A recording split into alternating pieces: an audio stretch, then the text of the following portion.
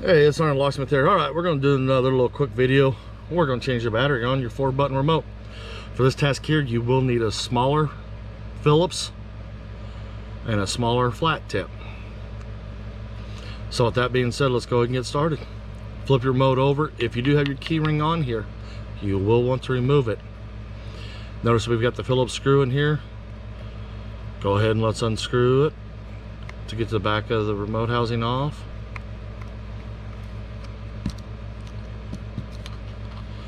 Now we've got that off. If you look at your seam, you'll see we have this little indentation. The flat tip fits in there. And go ahead and rotate, and you notice the back of the remote housing wanting to come up. Go ahead and just work your way around. There you go. Now that you got it open, your battery sits inside here, so this is where you want to be careful. Right here, that is your chip. That is the transponder. So, and you notice this one here came out with it and everything else. Don't worry. You just want to make sure that gets put back in. Now if you look at the remote, you'll see you got this plastic piece here and this plastic piece here. That's what holds your battery inside. So just take your flat tip, put it under there, and gently twist it. You don't need to do it much, because all you want to do is just pop up and it's released. Go ahead and open it. We're going to go ahead and take this and just set it off to the side. And here you go. You've got your battery. Take your flat tip, come over in the corner. You notice this is a C right here for your battery hold down. Don't put the flat tip over there.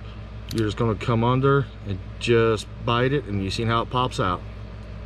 It does take your CR1616 battery, which is one of the most common batteries for the Honda.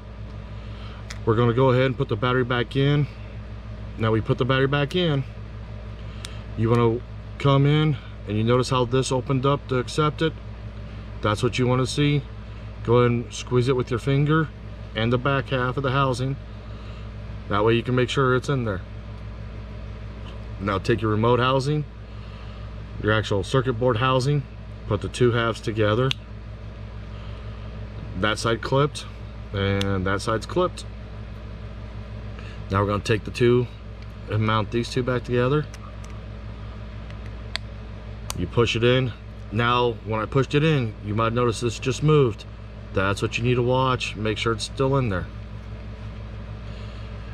Now with this remote here, we'll go ahead and take the back half of the remote, and you do notice there's this little lip right here on this. That will actually need to come in first, and when you push down, you'll hear it pop in, and you notice it didn't pop in. So we'll do it with a view of the camera. Put that in, lift up, and then you should be able to squeeze the two together, and the housing's back together. We'll go and put the Phillips screw back in.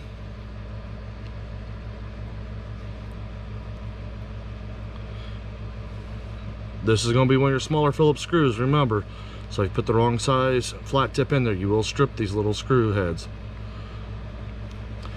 And you don't want it to be Mighty Man, Hercules, Wonder Woman to get them in. Now that it's in, we're done. And when you push on your remote, you'll notice the buttons all are in there. And you notice the red light come on here. This is not programmed, but a good way to test your vehicle to make sure it works. With that being said, thanks again for watching.